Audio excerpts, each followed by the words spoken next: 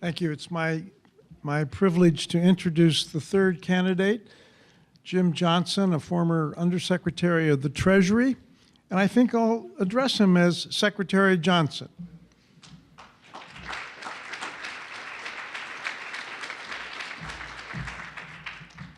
Thank you, Senator McGinnis. Good afternoon. In the time that I have, I want to do a couple of things. One, tell you a little bit about what I would hope to bring to the task of governor in terms of my experience, and then talk to you about what I think the first year and a half would look like in very practical terms, because we have some very serious and very practical problems. First, let me address the issue of why I'm running. I am raising now in my house, and they're out of my house but not out of my heart, the fifth generation of my family that's been in New Jersey. I have a passion for this state that goes deep. Our family brags about the fact that my great-grandfather helped drill the stone in the Holland Tunnel. And over the years, generation after generation, we've seen the state move up and move forward. But in the last 12 and even longer years, things that ought to be up are down, and things that ought to be down are up. For me, it's the issues of things like foreclosure. It's the issue of jobs. I am one of, in my generation of my family, there are more than 48 cousins. Only a handful of us had the full opportunities that this state and this nation give. And so only a handful of us have succeeded very well in life. Many of the rest have had extraordinary challenges. So even within my family, our failure to deal with inequality as a state and as a nation is real, and it's palpable. What I would hope to bring as I try to work to make life better and join with many others to make better in this state is my experience within government and within business. I served in the Clinton administration, but before that I served as a federal prosecutor. And even as a federal prosecutor, I brought cases that were focused on how we could actually prevent the bullets from flying so communities can develop. As the Undersecretary of the Treasury, I had a unique position within the Treasury Department because I oversaw three major enforcement bureaus: the Secret Service, the ATF, the Customs Service. 29,000 people reported to me indirectly or directly, or directly. And we were responsible for many of the major issues that a governor would be responsible. National security issues with the Secret Service. I had to worry about the safety of the President of the United States, the security of our borders and immigration issues, safety within our streets with the ATF. I was one of the first senior officials to go to the awful crime scene in Columbine after the murders there. But we also collected revenue. More than $30 billion of revenue was collected by our agencies, Customs and ATF. And most importantly, I was part of an administration that balanced the budget after many, many years of deficits. And I was overseeing not only the execution of the budgets, but the development of the budgets, which meant that, with respect to the Secret Service in particular, when the director looked at me and said he wanted X in the budget, I had to look back at him and say, we can only do X minus 5%. And he would say, but the security of the nation and history is in hand. And I would have to say, yeah, but you have X minus 5%. And the next governor is going to have to be able to make those hard decisions. Because I'm going to focus largely on fiscal matters. You all know, really some of you much better than I, that we are in a fiscal crisis. And that's one of the major things that the next governor will have to deal with. So I want to paint you a picture of my approach to dealing with budgetary management, setting priorities, and deciding on a path forward. Because if the next governor can't do that, then everything else is just a pipe dream. I served on President Obama's transition team. I also served on Governor McGreevy's transition team and Governor Corzine's transition team. I understand what you need to do to actually prepare to govern. And the first thing is to take a chapter from James Baldwin, who said, you can't fix a problem until you face a problem. So even during the transition, you're preparing for day one. And then the next thing you do in any sort of large crisis management situation, you can't solve everything at once, but you develop swim lanes. What do I mean by swim lanes? They are timelines for actions that need to be taken.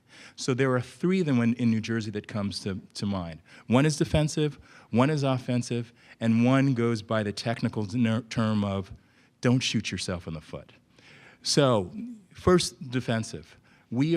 Churchill said that if you're in a hole, stop digging. And there are things that we've been doing that we need to stop doing going forward fiscally. We continue to lose money that is sent down to Washington and doesn't return. My team has calculated, just from public reports, that more than $1.3 billion of revenue should have been in New Jersey and applicable to the general fund, but wasn't because of failures in management here in the state. We've started to go through grants that other states get that we don't. And we've identified new funding streams, but there are other funding streams. We've already heard mention of the issue of legalization or decriminalization of marijuana. I believe that's an important thing to do from a criminal justice reform perspective, but it's also a potential funding stream. And we need to look at that as a potential funding stream. We also need to decide whether or not we're going to borrow from better practices of other states. New York has an Office of Science and Technology that doesn't just make investments, but actually helps to develop intellectual property, and then they sell patents and get licensing things from that. They license patents and they get royalty streams from that. Those are important things that we need to examine as we're thinking about how do we get out of this mess. And it's a god-awful mess. And that is just on the defensive side. The governor will also need to make sure that as we're looking at school issues, we're not pouring our resources into leaky buckets. What do I mean by that? One of the biggest determinants of the performance gap, the achievement gap, or what others would call the opportunity gap, is not what's going on in the classroom. It's what's going on around the school. And so we should be making, and what are those things? One of them is housing security. We should be making investments in housing around the most troubled schools so that you don't have kids going to school that are highly stressed, that are insecure, and that may only be in one particular school for a year. They are destined to fall further and further behind. And a governor, in making choices about the budgets, should be looking to reinforce our investments, not just sprinkle around things here and there, but there's a strategy that needs to be put in place that is interlocking. And then moving to offense. We should look to states where things have worked. One is Massachusetts. I am fortunate to have worked in the Clinton administration with Governor Patrick and to be able to kibitz with him about some of the things that they have done in Massachusetts to attract industry, not just to attract GE and attract pharma, but to bring others. And they did make a strategic effort and approach to both invest in the infrastructure around the new industries and to advocate for the industry and the state. The governor here in the last 7 years, sometimes feels like 17, has not been an advocate for the state in any material way, whether or not it's the verbal advocacy or pulling together all of the resources that we have and saying, this is the New Jersey package, these are the New Jersey assets, and this is how we move forward. And won't you come join us? When you speak to business around the state, because part of campaigning is actually preparing to govern, you find out that the level of engagement between the governor's office and his administration and business is abysmal. And so there is no early warning system that a business is about to leave.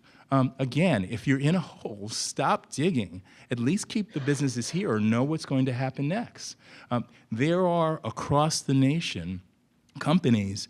If you take, say, a small business that's leaving, it's been about to move from the state, even if those legal relationships leave, there's the opportunity to use worker cooperatives. The technical term would be ESOPs, to purchase and develop cooperatives that would at least save those jobs in those areas. But we don't have the strategic planning that we need to make this state thrive. And the last thing that's important in terms of don't stop shooting yourself in the foot is what we saw this week in the Sampson sentencing. The job of every public servant should be to think about what can I do to improve the lot of the people in the state of New Jersey. That should be question one in the morning, and the second question of the day at the end of the day is what have I done to advance the interests of the people of the state of New Jersey. I've put forward an ethics proposal, and a robust one that the governor can enact, that they can, by executive order, enact many elements of, that would address the problem that we saw in the chairman's flight. That flight was problematic for so many reasons, but from a strategic perspective, it was a killer. At a time following the Great Recession, when unemployment was at its almost top level during the recovery, and there was an opportunity to expand opportunities in Newark by one of the state's largest employers, rather than greenlighting it and accelerating it, we had a member of the Christie administration saying, I see an opportunity, and like Boss Tweed, and I took them. That has to change. That's what I mean by let's stop shooting ourselves in the foot. Let's end this culture of conflicts. Let's end this culture of transactional politics. Let's reinvigorate democracy, because unless we do that, our economy will continue to suffer, because everything else will fall apart, continue to fall apart. And it's our democracy that creates the core ecosystem in which our economy will either thrive or fail. I vote that we thrive. Thank you very much.